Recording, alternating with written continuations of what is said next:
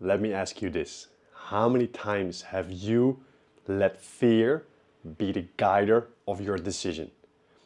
The conversation that you needed to have, but it was a difficult one. The phone call you should make, but you were feeling friction towards it. Fear only has one job, to keep you comfortable.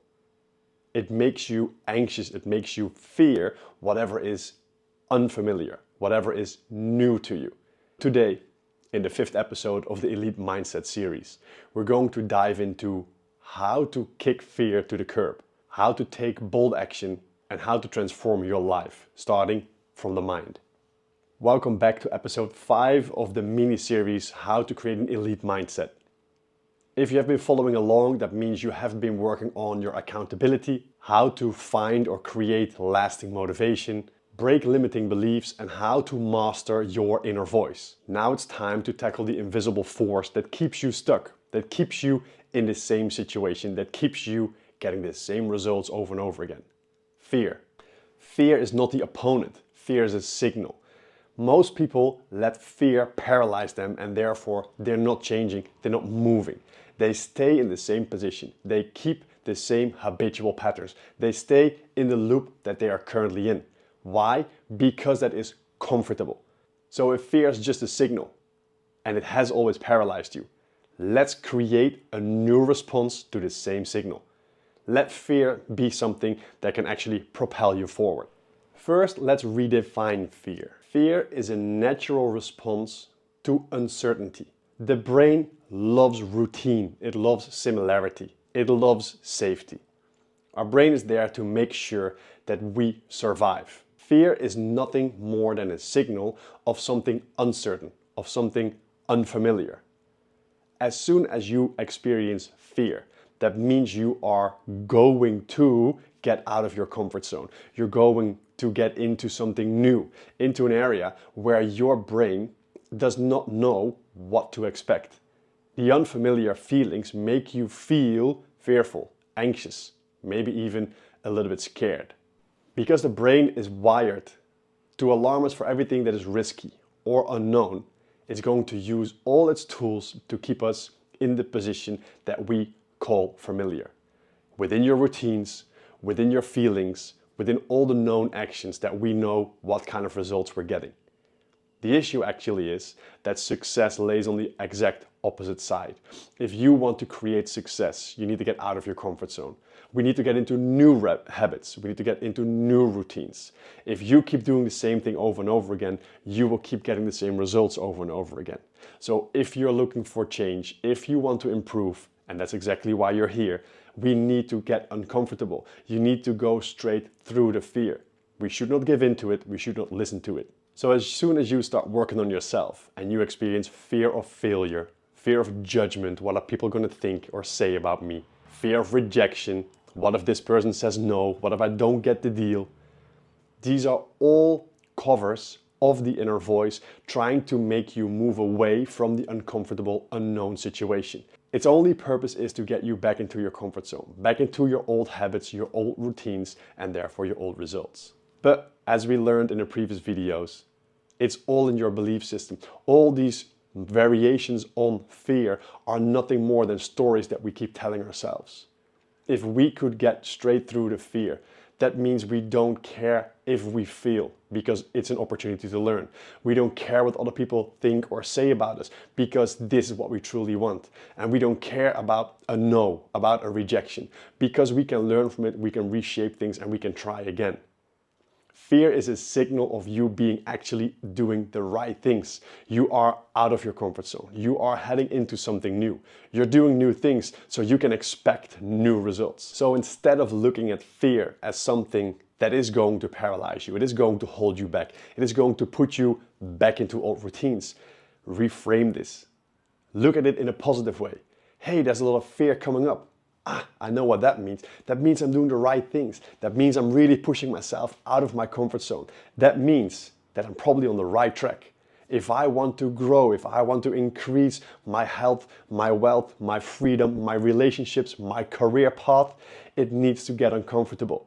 If you want to start your own business, you have to leave that 9 to 5 at one point. that is going to be scary. That is going to give you a lot of variations probably of fear. If you push through, if you stay true to the plan, the strategy, the systems you have created, the fear can be a guider for you. Let it be your guidance towards the next step.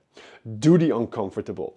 Do the things that create that fearful response of your inner voice, of your patterns in your system.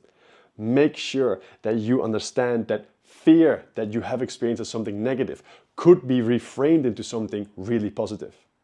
If my inner voice gets really strong, think about the previous chapter, that means I must be doing something out of my comfort zone. And out of the comfort zone is exactly where the next step or success lies. So the stronger the inner voice or the more fear you experience, these two signals could be an indicator for you that you're doing the right things, that you are pushing through, that you are getting closer to your goals, your dreams, and your desires. Now let me ask you a simple question. What is worst case scenario if I proceed with my next steps, and can I handle the worst case outcome? Most of the time, I would almost say 90+% of the time, the answer is yes. Even worst case scenario is probably not that bad. And even worst case scenario is something I can handle, I can carry, I can overcome. So if the worst case is still something quite positive, something I can handle, then why wouldn't I take that leap? Then why wouldn't I take the next step? Then why wouldn't I push through? Maybe experience fear for a little bit longer, but it's worth the results. It's worth the outcome. It is worth whatever lays on the other side. Make sure that you see fear as a positive signal. It might give a negative experience because it might come up with other negative emotions, but that's because you link them to the experience of fear. Fear might be something that indicates that you're doing the right things. By reframing the same experience, the same feelings, you can create a new structure. That new structure now becomes that you are building self-confidence, you're building resilience, you're building a better self-image. You're showing yourself that despite the experience of fear, despite the feeling of certain fear variations like the fear of rejection, I still pushed through and look where it got me. Look what I did. You should be proud of yourself, you're building yourself up, and therefore you're creating a whole new pattern for you to build upon in order for you to take that next step, to take bold action despite the fact that there's fear involved. Let's get practical. Let me give you 3 simple action steps that you can implement right now. And if you would do this repeatedly, if you could get this into your habitual patterns, you'll see that you will jump into new results straight away. Number 1. The 5-second rule. As soon as you feel hesitation, as soon as you feel the fear coming up, interrupt the fear response. 5, 4, 3, 2, 1, and take bold action. Just do whatever you said you were going to do. Don't let doubt and fear settle in. Count down from 5 to 1 and do exactly what you said you were going to do. Number 2 is visualize your confidence, visualize your success. Let's say you have that dreaded phone call that you've been postponing for hours or maybe even days. Close your eyes, visualize yourself on the phone, saying the things that you want to say. See the success. Hear the applause on the other side. Hear the positive response on the other side. See the outcome. Feel that you have done it and that you have succeeded. Get into the positive experience. Get into the experience of you already succeeding and fulfilling whatever the task at hand is. Visualization helps you normalize the action. And number 3, start small. Chunk your big goal down in very small steps. No matter what it is that you fear. Maybe it is making that phone call. Chunk it down in smaller steps. Write down the things that you want to say first. Go over it in the visualization second. Practice the phone call maybe once or twice. Now you've taken away the biggest possibility of fear creeping in because you have prepared yourself. To wrap up everything that we just discussed, confidence is key, but confidence doesn't come before action. It comes after. Confidence comes from you proving to yourself, showing to yourself that you can do it, that the fear that you have experienced was wrong, that you were right. You have to create a pile of proof for you to show to yourself that you are trustworthy, that you're actionable, and that you are somebody that is confident, because even that there was a sense of fear, of hesitation, of self-doubt, of rejection, you still did it anyway, and look at the results. nothing really bad happened. You overcame your fears and therefore your confidence grows and your resilience grows. Fear will always exist. It's part of us being human. It's part of the process. Think about it this way. Brave people are not the people that do things easily. Brave people are the people that do things anyway. Here's a challenge for you to create an elite mindset and overcome your fear. Write down something that is holding you back. It doesn't matter what it is. It doesn't matter how big or how small it is apparently holding you back. Therefore, it's big enough for you to start working on it.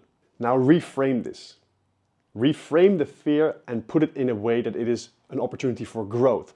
What can you learn from this? What is it that you will gain if you would do it anyway?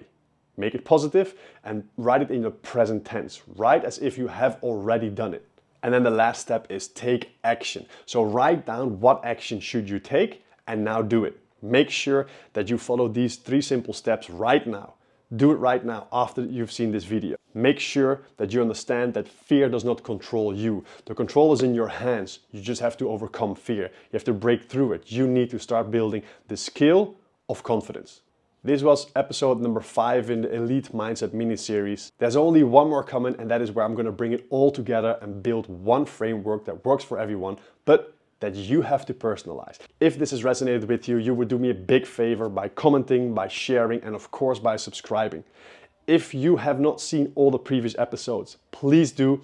It is only 6 videos in total. This was video number 5, and I can't wait to see you in the next one.